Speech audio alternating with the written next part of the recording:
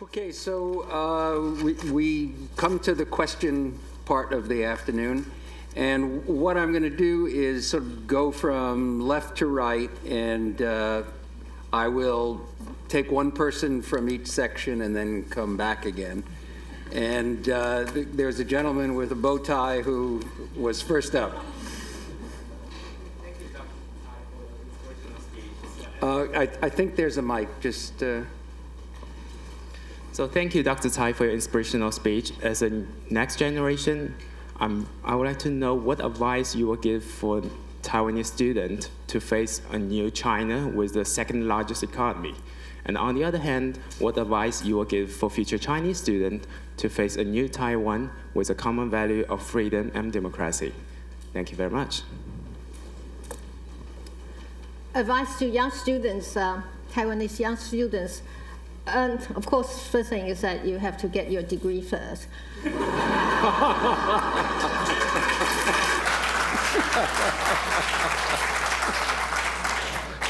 Be a good student, but a rebellious one. Meaning you have to challenge your teacher and your contemporaries. Don't assume that everything that you are taught is always correct.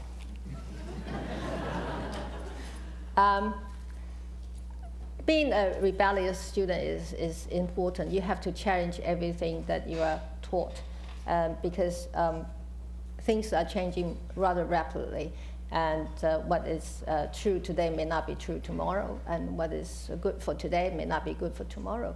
So you have to make yourself suited for changes which happened every day.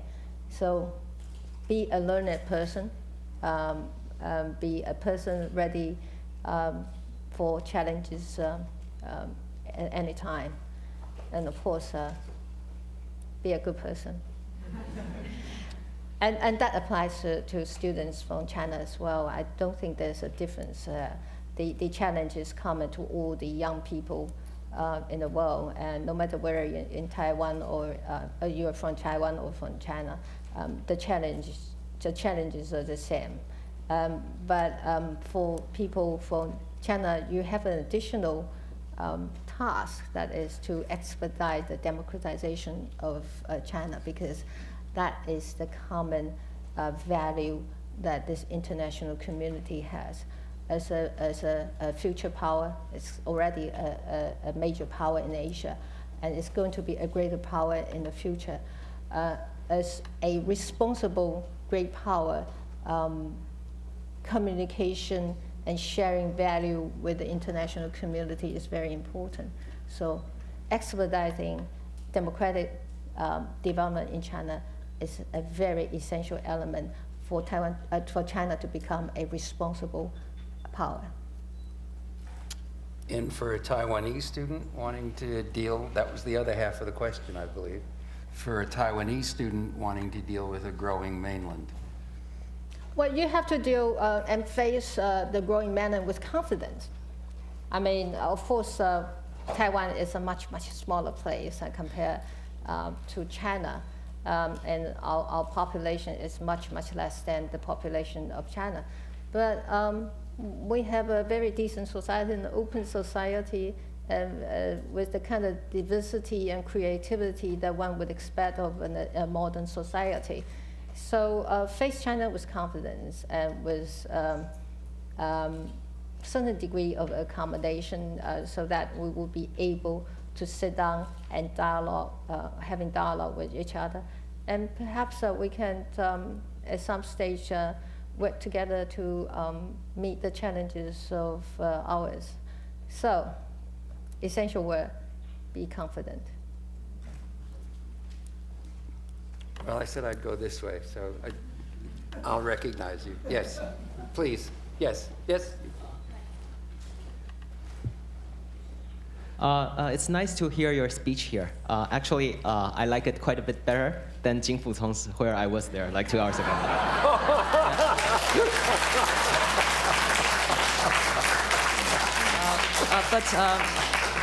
I don't know actually, whether it's fair or not because he's not here. well, yeah, but back then I don't know what you are going to speak, so I cannot comment at his place All right. for this. But anyway, That's fair. okay. So I'm also from Taiwan, and I have a question. So you talk about this income disparity, and there are relative small income for young people, and we generally have an anxiety about this. So noting this problem, do you have any concrete policy which may at least mitigate this problem? Right, I have a whole set of policies aiming at creating job opportunities for the next generation. But people in Taiwan are so used to be employed by somebody else. And they're so used to be employees of somebody else, relying on others to take the business risk, and whereas you would rely on the salaries that receive every day. Now, the next stage is going to be different. You have to be prepared to be your own boss, and you have to develop your own business. So here are the major principles that I have in developing the economic environment for the next generation. First one is creating new industries that provide good job opportunities for the young generations. When I say environment, I'm not saying that I'm setting up companies to employ you. I would expect that you set up your own company, and set up your own venture, and be courageous, ambitious, to be the employer of your own. This is a very essential quality that I would expect from our next generation. Be adventurous. And secondly, my economic policy will be geared at creating jobs rather than adding numbers to our growth rate.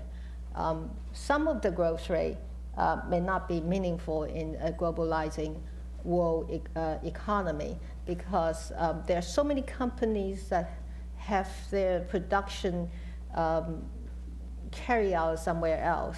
It's not at home. So in terms of job creation, it doesn't have much meaning. So the important thing is that you need to have a good environment for people to be employers of their own and running their own business. When you want to have your own venture, there's an infrastructure there helping you to raise capital, to acquire the technologies you need. And also, you've got lawyers, business development people out there to help you, a good incubation system. So these are the things that the government should do for the next generation.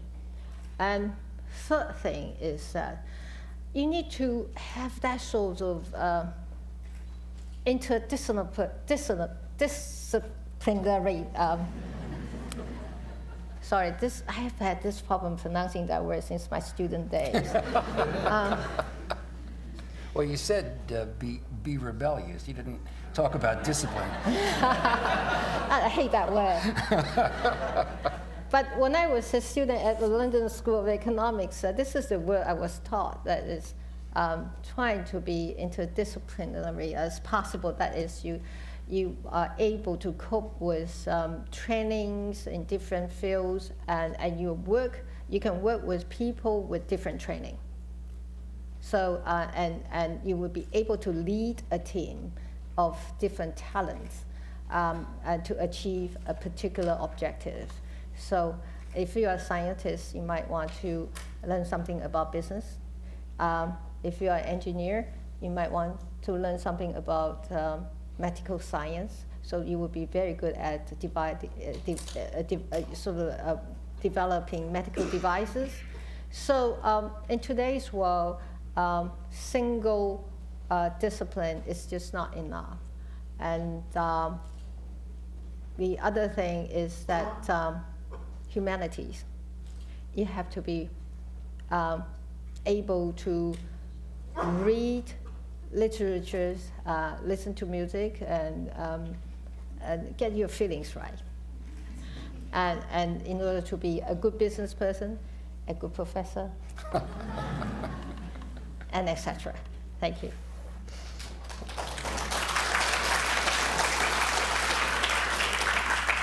Rod? I am not a Taiwanese student. I'm sure you were an American student at some stage. No, I was a British student at one stage. Oh, wrong guess.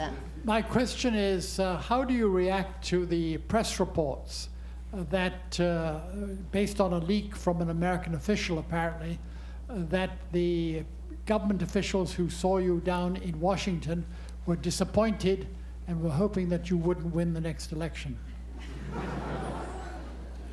Well, I would expect this question coming from the press, but since you asked, I may as well answer your question.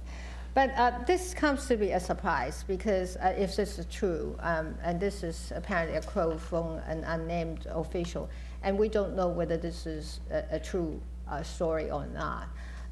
Even if it is true, I don't think this is consistent with what we were told by the American officials when we were having a meeting with them. We were assured that the U.S. would stand neutral in this election, and they would not intervene in any way in the competition, and they would work with whoever that wins the election. So I guess these messages are very clear and repeatedly conveyed to us, and we believe this is the true position of the U.S. government. So a story like the one that you said just now seems to be running counter to what is the position that is conveyed to us, and repeatedly, almost in every meeting that we have with the American officials, we're told these three things. So, Yes. all right. Oh, was that? There will be was follow-up more? questions, don't worry. Okay. Yes. Dr. Tsai, okay, thank you. I'm a student from mainland. First, I'd like to ask for your forgiveness if you think my question is a little tough. And in your lecture, you mentioned democracy and human rights, but we know that when Chen Yunlin, the leader of the Association for the Relations across the Taiwan Straits with the Taiwan, from the media, we know that you planned the violence to intervene. And besides, the DPP also once again used violence to interrupt the discussion of ECFA to protest the Ying-jeou government's negotiation with mainland. So it seemed like the DPP preferred to use the violence to realize your human rights or democracy. How can you explain it? And is the Taiwan independence is your political goal or just a tool for access to your political powers? Thank you very much. Thank you. Well, I am a bit surprised about your definition of violence. In a democratic society, in an open society, that seems to be rather normal when we speak louder.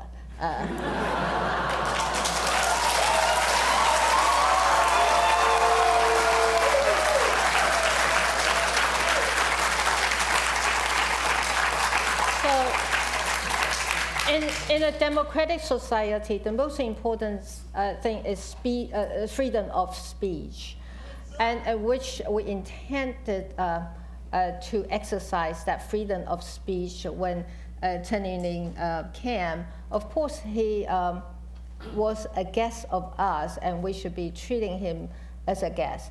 And we did not have the intention to cause any personal injury to him, and what we intend to do is trying to gather a group of people so that our voice will be louder, and can be heard more clearly. And I think this is a rather common in a democratic society. So if that is the definition of violence, then I will feel rather disappointed. But there's a rule to follow, though. While you are exercising your freedom of speech, you have to give proper respect to other people as well. So I think there are embarrassing moments for Mr. Chen, and I think perhaps we'll try to improve next time. But in a democratic society, embarrassment of that kind are almost impossible to avoid. And politicians living in a democratic society are always subject to that of embarrassment. I myself am being embarrassed almost every day as a politician. So politicians in a democracy are not necessarily a good job.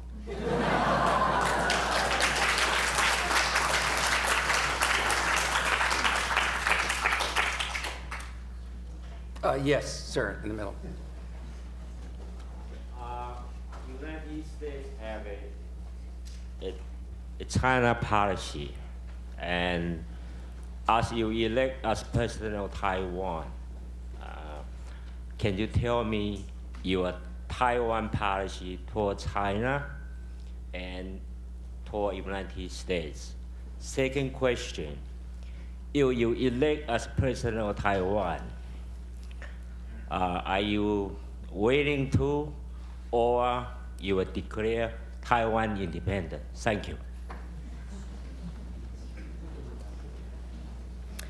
Right, my China policy. I thought I have repeated it again and again in different contexts, but I don't mind saying it again. I think the most important priority in our China policy, I mean the DPPs and my China policy, is to maintain a peaceful and stable relationship, and which, in my view, serves the best interests of all parties concerned. So when I say all parties concerned, I mean Taiwan, China, the US, and other countries in Asia. So it serves the best interests of the region. And as a member of the region, I think both Taiwan and China have the responsibility, common responsibility and common interest to maintain a peaceful relationship. So first thing is to maintain a stable relationship. And secondly, China, of course, is a part of the world market, and therefore we need to normalize our trade and investment relationship with China.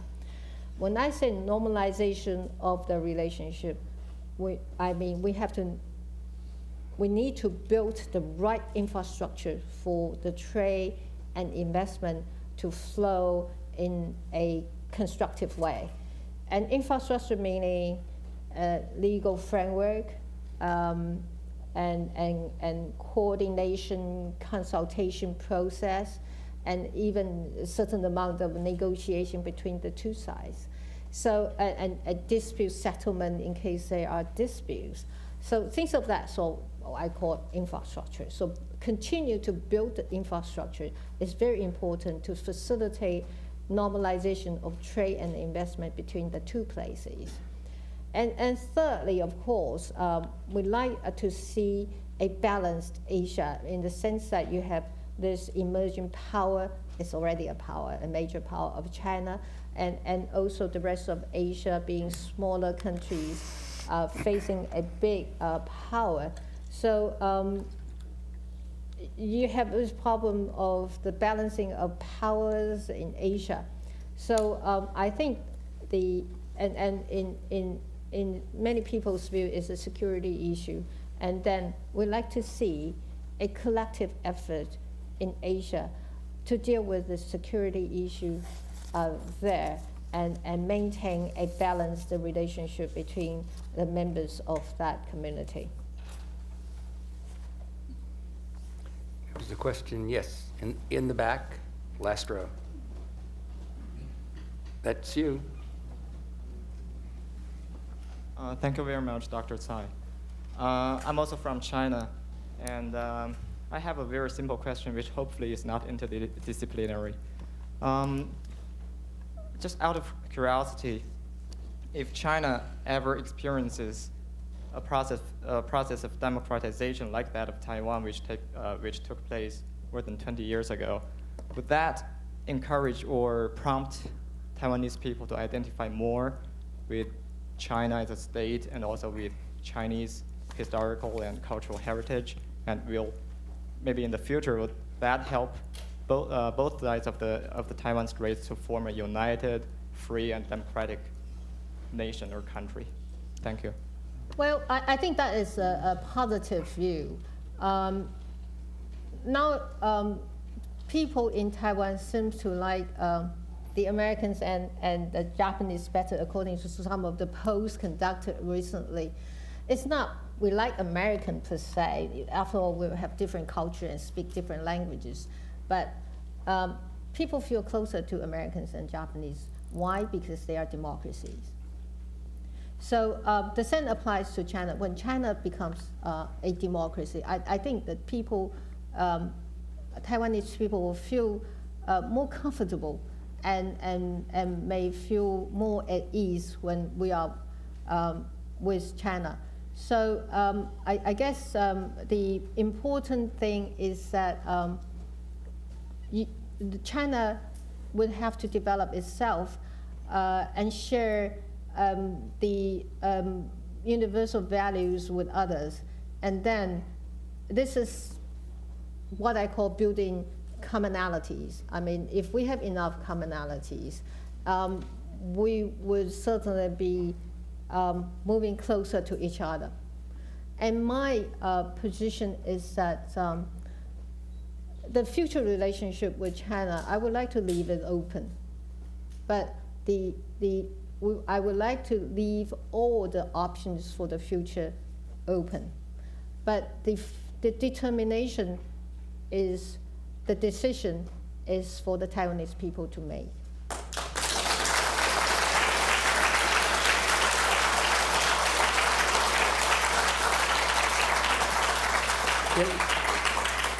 Can you explain how that differs from the KMT position? Well, I rarely heard they said that they like to keep the options open. And rarely I heard they say that this is an issue that is for the Taiwanese people to decide. Frequency sometimes comes. If you say it loud enough, is that what you mean? No, frequency. Oh, frequency. Yeah. Okay. Ron? Yeah. Dr. Tsai, last month in Taipei, a KMT spokesman told me that PRC people visiting or staying in Taiwan, there's no reason why they couldn't vote in an election because they're Chinese. You've spoken eloquently about democracy. Wouldn't that undermine democracy in Taiwan? Who knows, the numbers might be more than 300,000 or 400,000 in the years to come. And do you approve if they just came and voted in one way or the other in the election in Taiwan? Chinese people having voting rights in Taiwan. It sounds a bit, forgive me for using this word, odd. We are a democracy, of course, and the community is a community of 23 million people. And we are electing our own leader. We are electing the heads of our local government. And it's a country, it's a community of our own. If Chinese people want to come and vote, they probably have to go through the process of becoming citizens of Taiwan. And we don't exclude that possibility. If they meet the requirements of the law, there's a possibility they become citizens of Taiwan, then they would be entitled to vote.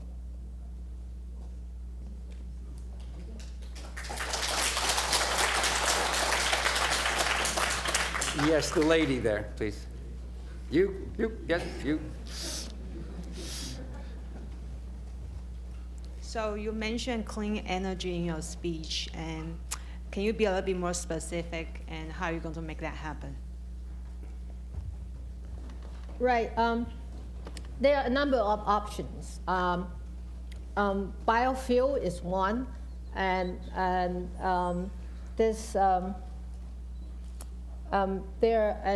hydro is another one. Then you have solar power, and that is another one. So Taiwan is a place where if we build the right infrastructure, it's actually rather suited to develop biofuel and solar power, especially in the South. And my policy is that I want to make the South a center for developing alternative energy and also to build industries related to alternative energies, because you have good agriculture there and you have plenty of sunshine there. So and also you have lovely cities where you can build model cities, green cities. So what I would like to do is to make the South the center for developing alternative energy industries, and that creates jobs too. And I visited Germany a few months ago, and I was told that the effort to create new industry in this area, the clean energy area, would result in tens of thousands of new jobs. So I thought that this is a good area for us to move in. On the one hand, we would be able to develop alternative energy for ourselves, clean energy for ourselves, and reducing reliance on the traditional power supply. And at the same time, we're creating new industries for ourselves. In the blue sweater? Yep, you.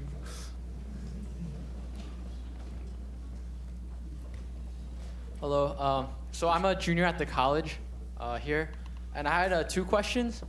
So the first question was, you said earlier how being a politician obviously is a very demanding job. So I guess when you were younger, what prompted you to become a politician? And I guess how has that image sort of shaped up as where you are now? And my second question, I guess, is more economically related. It is, so as we know, the United States and both Taiwan, there's a lot of shifting of the manufacturing sector outside of the country, and a lot of jobs are being lost. I guess, and you talked about competitiveness in your speech and how you want to build that in Taiwan. So I was wondering if you could elaborate a bit more about how you were going about building competitiveness. Thanks. Thank you. Thanks for saying when I was younger. You didn't say that when I was young.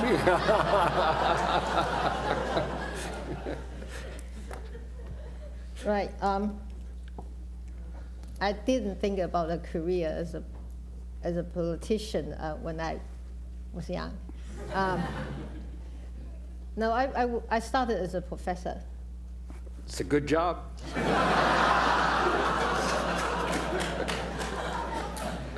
Then a negotiator, trade negotiator. I worked with government in trade negotiations. And then somehow I became a minister. That is the time that I met Professor Goldstein. No, I never thought that I would run for presidency. And it wasn't my my preference when I was young that I became a politician. But sometimes becoming a politician is not something that you like it or you want it. It's a matter of responsibility in the sense that you have to take the responsibility when the responsibility comes to you. I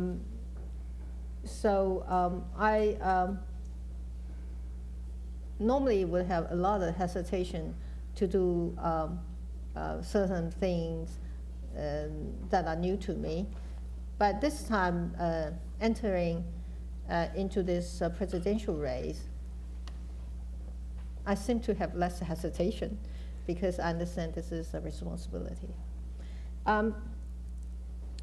Economics, job losses.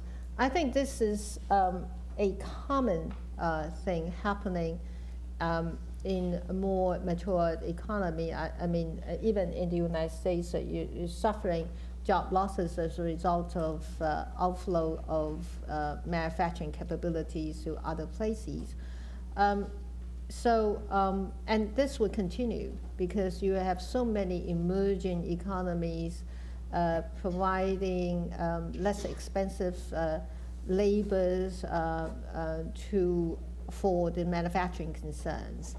So unless, if you continue to get yourself in the cost-based competition, soon you'll be losing out because cost-wise, you just won't be able to meet the competition from the emerging economies.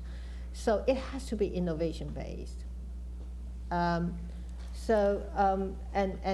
value-based competition for the more advanced economy because the labor cost in these advanced economies is much, much higher.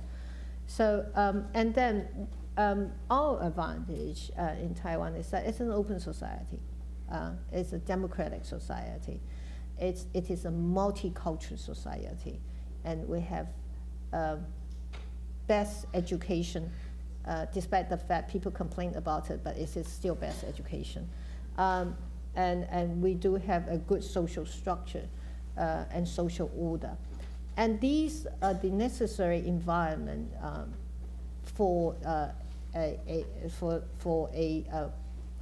value and innovation-based, developing a value and innovation-based industry. So I guess our future is there. And that's why I suggest that, no, not really suggest, I advise the young generation people that you have be prepared to be innovative, prepared to be able to add values to the products of yours. And that's where our competitiveness is in the future. Yes. First of all, thank you for coming here today. My question is, how, if at all, would you expect that your policies towards China would differ from those of Chen Shui-bian?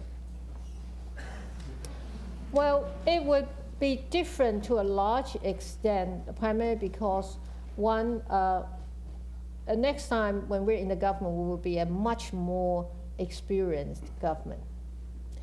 And secondly, our supporters, after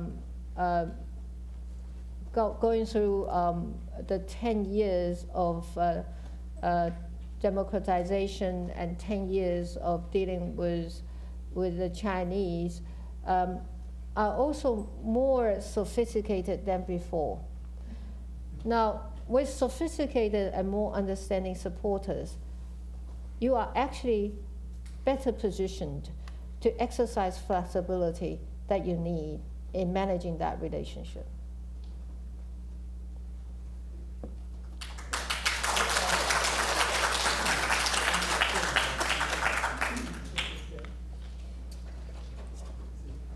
Thank you for your speech, Dr. Tsai.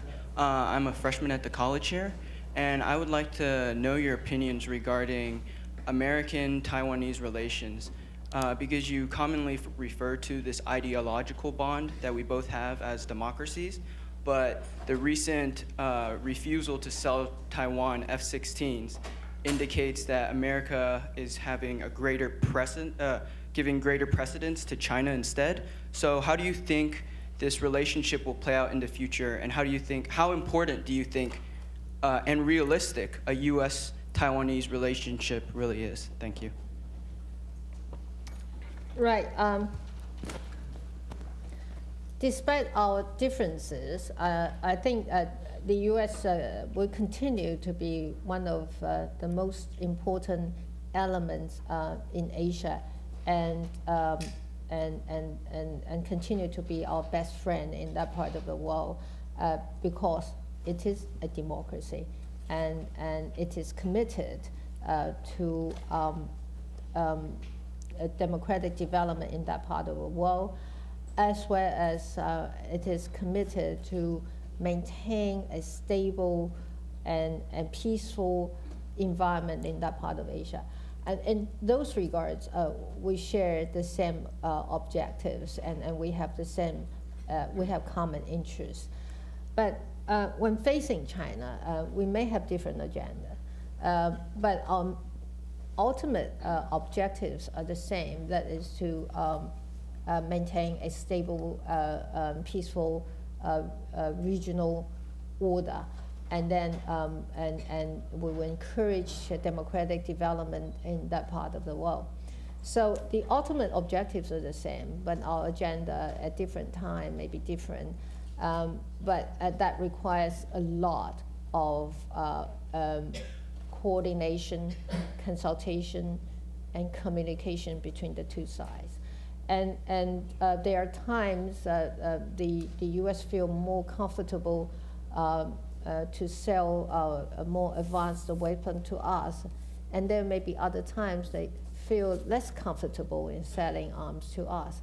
It's a matter of continuing that communication to identify the best time to have these transactions, and what sort of the weapon items that are best suited for any particular time.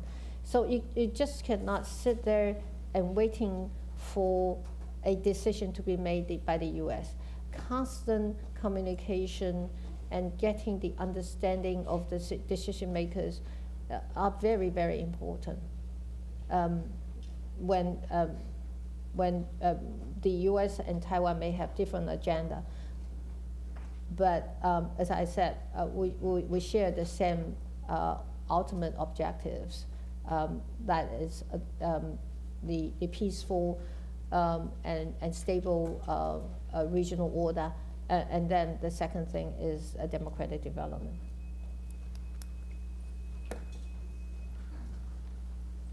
Yes. I have a request. Yeah, I have a request and a question. The request is, would you greet the people waiting out there after the talk? My 9 years old is waiting out there. Still also? I don't know when this I is thought finished. I did the greetings Okay, already. but they came later. Yes, they're waiting out there. Does he vote? Should we or No, you can't be that short-sighted. Should we or 15 years from now? And then the question is, my observation is that you don't connect very well with Taiwanese women who lead a traditional life. They have a family to care for, and you don't have a family to worry about. And they, a big part of their family life is children, and you don't have any. And how would you respond to their concerns? How do you let them trust that you share their pain, you share their thought? If I make decisions and policies only depending upon my own feeling, then I'll be a very bad leader.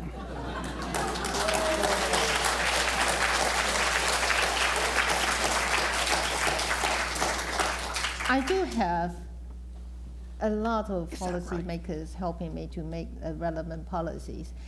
And one of the best policy makers in my team in the women rights area is actually a man.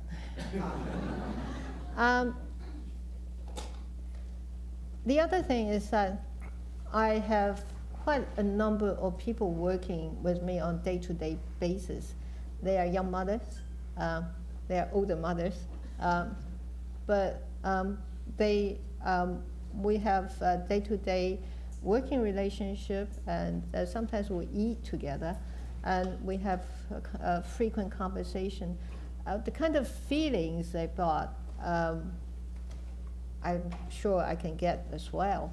So if you rely on your feeling to make national policies, that's pretty risky.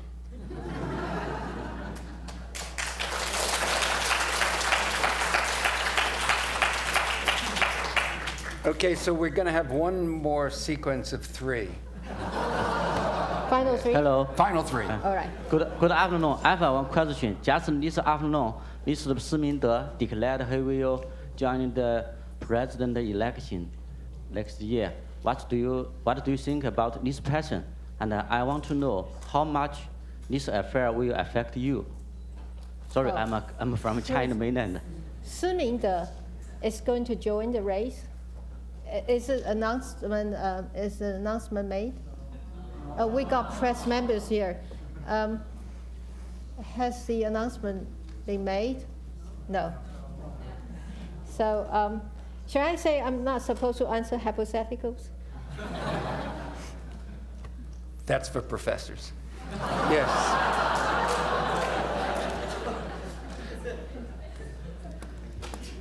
My question is that what would the DPP do if and when the KMT loses the upcoming presidential election and declines to accept defeat?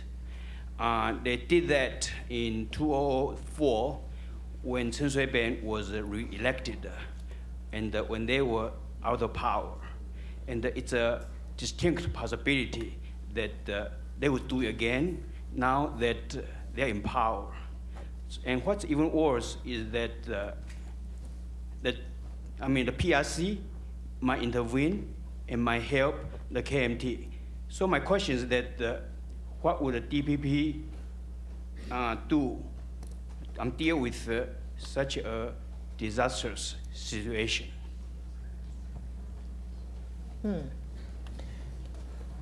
Well, people talk about this possibility. Isn't that hypothetical? This time it's possibility, okay? Oh, possibility. Yeah. Right. Hypotheticals are different from possibilities. Yeah. I'm just not a lawyer. I am a politician. Well, people talk about the possibility. It's a matter of how big or small this possibility is. Of course, I can not rule out the possibility outright, but I tend to think that given the maturity of our democracy and also the sophistication of the voters and the citizens there, the possibility is rather small. But it's just that people have to pay attention to it and to ensure that there will be a smooth transition. And it's everybody's responsibility in Taiwan to ensure that there will be a smooth transition. The Harvard hat. Thank you.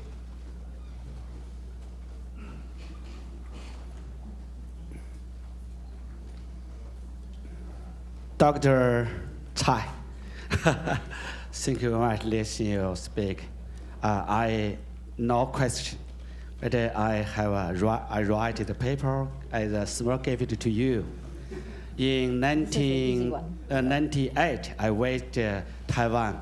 In 2008, I visited Taiwan again. So the 10 years, I compare with the mainland and the Taiwan. I opinion write the paper as a liberty give you. Maybe no time to answer the question, answer the paper, but I want give you a small lift. Thank you. Thank you. This is an easy one. All right, thank you. Well, one more question. Feedback with my overall feeling.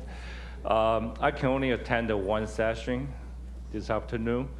I chose to come here because I'm eager to see the new faces of the future Taiwan's potential leader or the president. And I grew up in Taiwan. I was born in the 50s, so far one of the baby boomer. And I came to the state in the late 70s and naturally become the US citizens. And we observed, apparently we all love Taiwan. Taiwan is a great island, beautiful people. All the Taiwanese pride and image all over the world. So we all acknowledge that. But in the same time, unfortunately, the image changes. And we feel, I personally feel there's too much politics, too much, sort of 比赛较劲或者这个 just with the power or with the political ideology, whatever.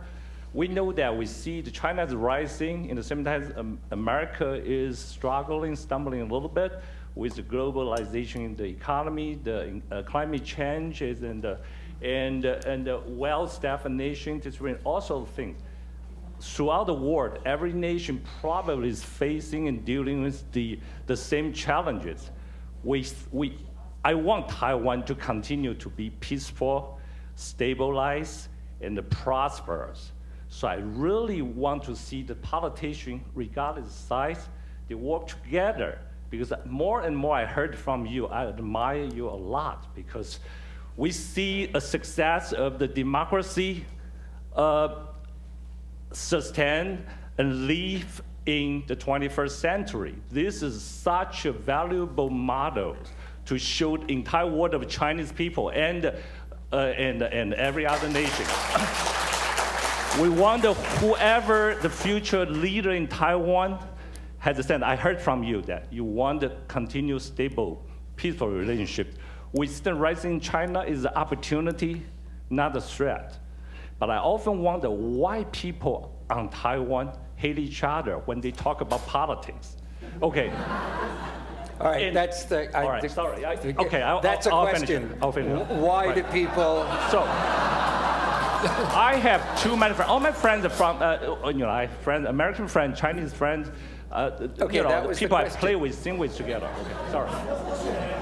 Why do people on Taiwan hate each other?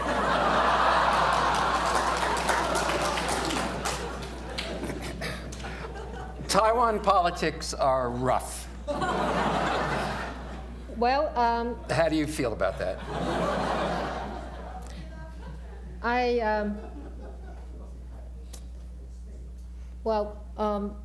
not a very experienced politician, as you know. I mean, I was only in politics for less than 4 years since I became the chair of the DPP. That's the real politics. This is a question, why we hate each other. Let me put it this way, it's over competition. And the market is a bit crowded. When the market is a bit crowded, you tend to over-compete. And then you have bad feelings about your competitor. But I think things are changing now. In this time, when we're running the campaign, we're trying to shift the focus to policies rather than politics. And I think, much to my surprise, and this is really a pleasant surprise, that when I was talking about 10-year policy platform, I thought nobody wants to listen to me because I talk like a professor. But the society listens. And Ying-jeou is going to announce his own 10-year plan, the golden 10-year plan. And no matter what that golden 10-year plan, no matter what that is, at least he made an effort to sometimes copy me.